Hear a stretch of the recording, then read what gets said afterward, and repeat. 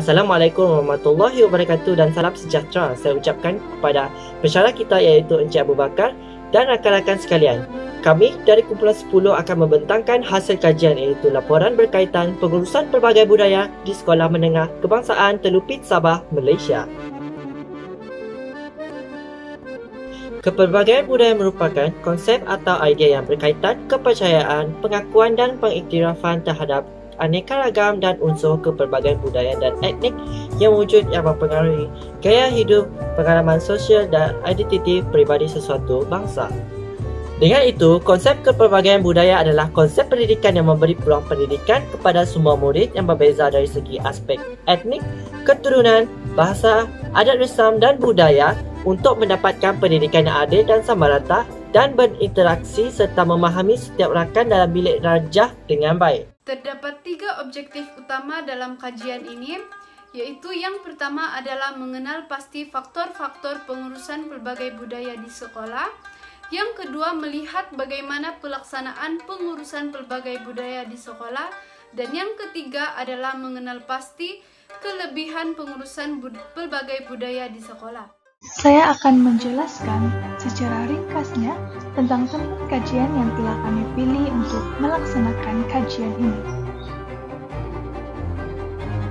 Tempat kajian yang telah kami pilih adalah di Sekolah Menengah Kebangsaan Telupit Sandakan, Sabah, Malaysia.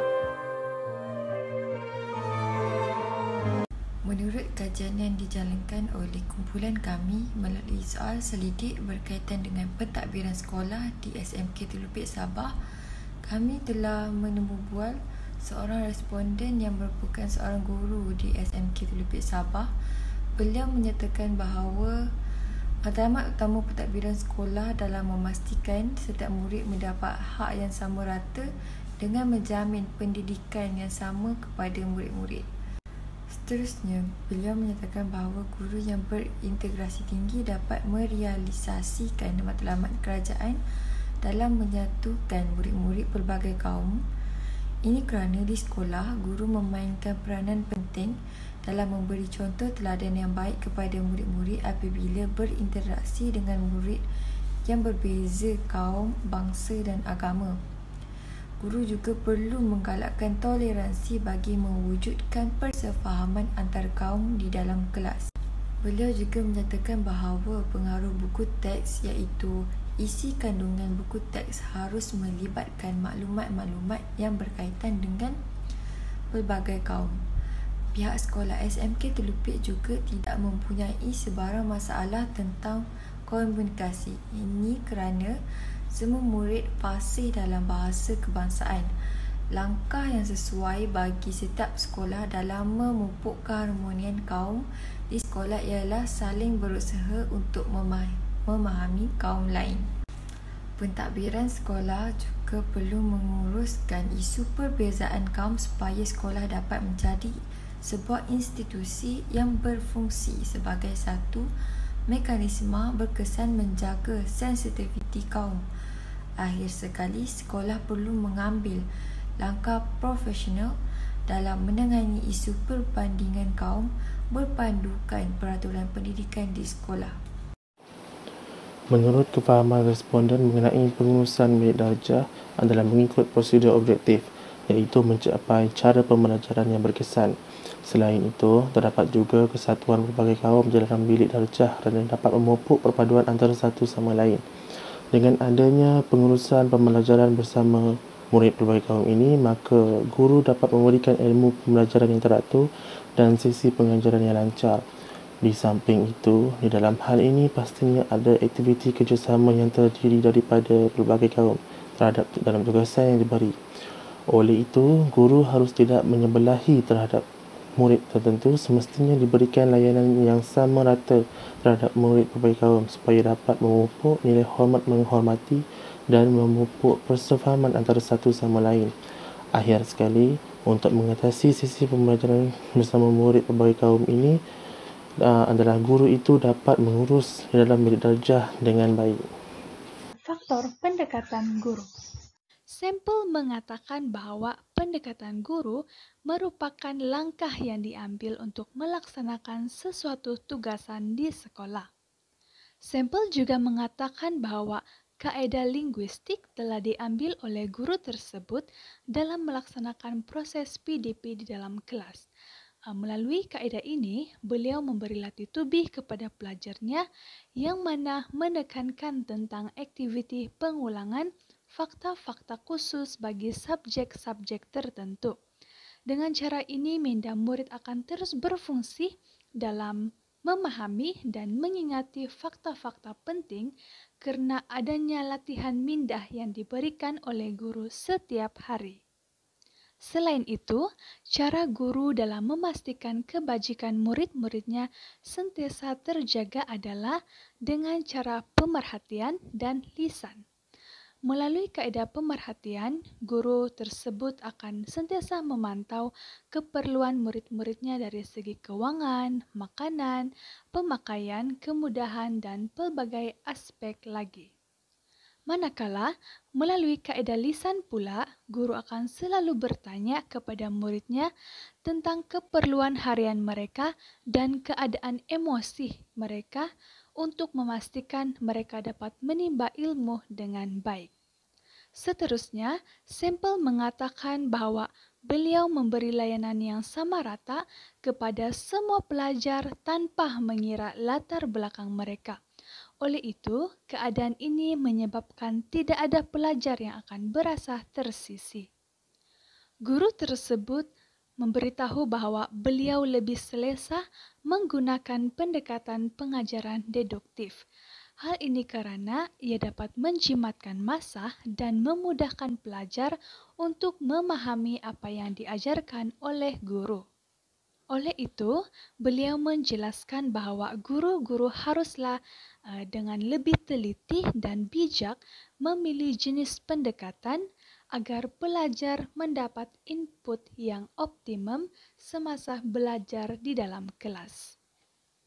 Apa yang anda faham tentang kurikulum? Jadi, kurikulum ni secara ringkasnya ialah satu skop atau isi kandungan dalam satu mata pelajaran yang diajar di institusi pendidikan atau di sekolah. Jadi, saya akan mengemukakan beberapa soalan kepada anda. Okay, soalan pertama iaitu, adakah terdapat kurikulum pelbagai budaya di sekolah? Okay, jika ada, nyatakan. Ya, semestinya pendidikan pelbagai budaya telah diajarkan di sekolah, sama ada di sekolah menengah ataupun sekolah rendah. Soalan seterusnya, bagaimana kurikulum pelbagai budaya diajar di sekolah? Nyatakan. Guru mengajar mata pelajaran pelbagai budaya dengan menekankan tajuk-tajuk yang sesuai dan terbuka kepada semua golongan kaum yang berada di dalam kelas itu. Semestinya, objektif utama mata pelajaran pelbagai budaya ini adalah untuk menyedarkan pelajar agar mempunyai nilai saling menghormati antara kaum. Okey, soalan berikutnya, apakah elemen pelbagai budaya yang terdapat dalam mata pelajaran? Berikan contoh ikut mata pelajaran. Secara ringkasnya, terdapat 3 mata pelajaran yang mempunyai kepelbagaian budaya yang ditekankan. Yang pertama, pendidikan Islam, iaitu lebih mengajarkan kita tentang menghormati sesama kaum ataupun berbilang bangsa. Yang kedua, pendidikan sivik dan kewarganegaraan yang lebih menekankan sifat atau nilai murni dalam diri pelajar. Dan yang ketiga, pendidikan moral yang lebih memfokuskan terhadap akhlak dan sifat dalam diri pelajar. Okey, soalan seterusnya, bagaimana guru mengajar pelbagai budaya?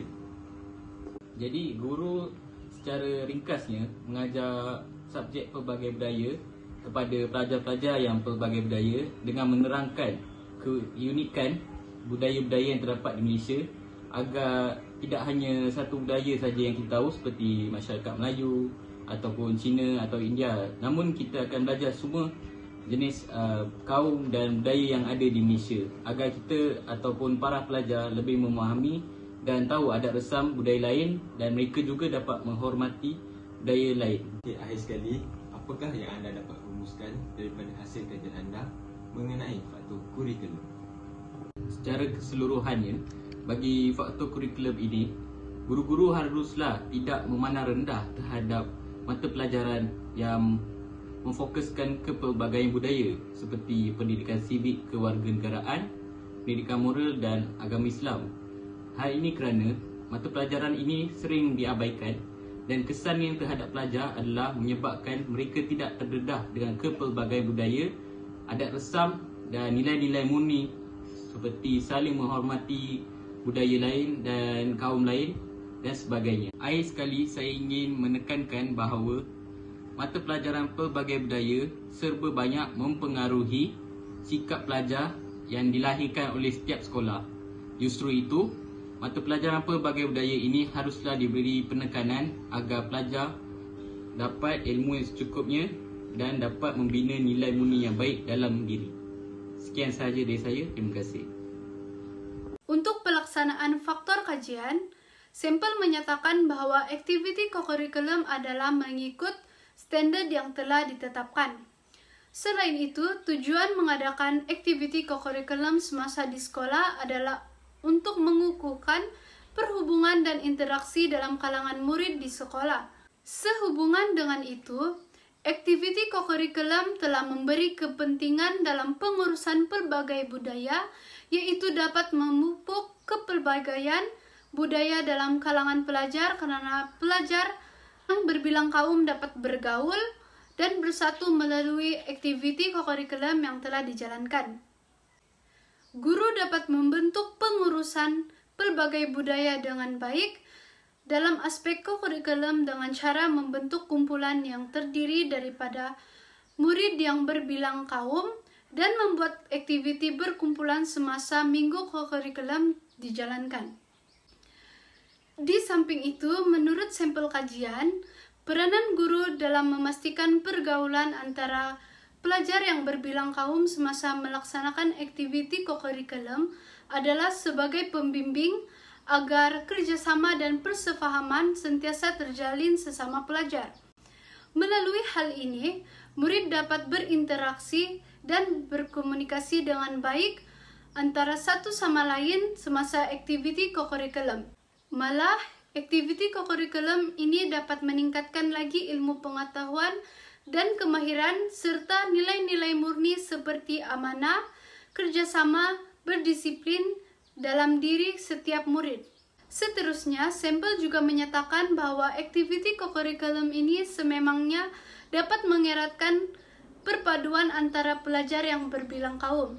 Namun begitu, aktiviti kokurikulum tidak sesuai untuk dijalankan semasa pandemi COVID-19 ini karena kita perlu mematuhi SOP yang ketat.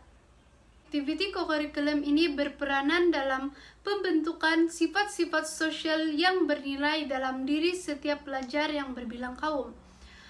Hal ini demikian karena setiap aktiviti mempunyai sumbangan tersendiri dalam pembentukan sosial dan jati diri pelajar.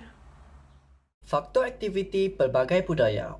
Sampel menyatakan bahawa 3 contoh perayaan yang disambut di sekolah SMK Telupit Sabah iaitu Pesta Keamatan, Hari Raya dan Tahun Baru Cina. Ini disebabkan kerana di Sabah mempunyai 3 suku kaum yang terbesar iaitu etnik Sabah, Melayu dan Cina. Seterusnya, responden juga menyatakan bahawa perayaan-perayaan ini dapat memberi impak terhadap pembelajaran kepada murid-murid. Ini kerana perasaan setiap orang murid ketika menyambut perayaan ini adalah gembira dan seronok apabila menyertai perayaan-perayaan yang dianjurkan oleh sekolah. Berdasarkan sampel, perayaan pelbagai budaya di SMK Telupit Sabah dilaksanakan secara menganjur pertandingan berasaskan pelbagai budaya. Di samping itu, pendapat sampel, sambutan perayaan dilakukan secara serentak kerana lebih menjimatkan masa dan perbelanjaan program atau aktiviti yang dianjurkan. Sampel juga merespon bahawa Bulan Kemerdekaan adalah salah satu program yang pernah dianjurkan yang menjurus kepada konteks pelbagai budaya di SMK Telupit Sabah. Impak yang murid dapat apabila menyertai aktiviti-aktiviti pelbagai budaya di sekolah ialah pelajar lebih memahami latar belakang pelbagai kaum di sekolah tersebut. Menurut sampel, kaedah yang sesuai untuk melahirkan sifat kemasyarakatan pelbagai budaya dalam diri seorang pelajar ialah memberi tugasan kumpulan kepada setiap ahli yang pelbagai budaya. Selain itu, pemantauan yang ketat untuk semua aktiviti dapat mengelakkan isu sensitif tentang budaya di sekolah. Sampel juga berhasrat jika beliau menjadi ketua program yang mempunyai unsur budaya. Sampel ingin mengadakan aktiviti team building yang ahlinya terdiri daripada pelbagai jenis budaya untuk meningkatkan keharmonian dalam murid sekolah. Akhir sekali, Sampel juga menyatakan bahawa ketika musim COVID-19 ini, aktiviti pelbagai budaya agak kurang dianjurkan kerana perlu mematuhi prosedur operasi standard SOP yang ketat. Kesimpulannya, kajian yang kami perolehi tentang seisi soal selidik pengurusan pelbagai budaya di SMK Teluk Sabah ini telah berjalan dengan lancar dan jayanya. Melalui sesi soal selidik ini, kami mendapati bahawa Sekolah SMK Teluk Sabah mempunyai murid-murid dan guru-guru dari pelbagai budaya, bangsa dan agama. Dengan mengaplikasikan beberapa faktor seperti faktor pentadbiran, pengurusan bilik darjah, pendekatan guru, kurikulum, co-kurikulum dan aktiviti pelbagai budaya ini dapat menjalinkan hubungan yang harmoni serta sejahtera dalam kalangan warga SMK Teluk Sabah. Guru dan murid juga mempunyai peranan dan tanggungjawab masing-masing dalam menjayakan program dan aktiviti yang dijalankan oleh pihak sekolah agar lebih berpengalaman serta mahir dalam pengurusan pelbagai budaya. Dalam masa yang sama juga, setiap warga dapat melestarikan visi dan misi sekolah agar dicapai bersama-sama.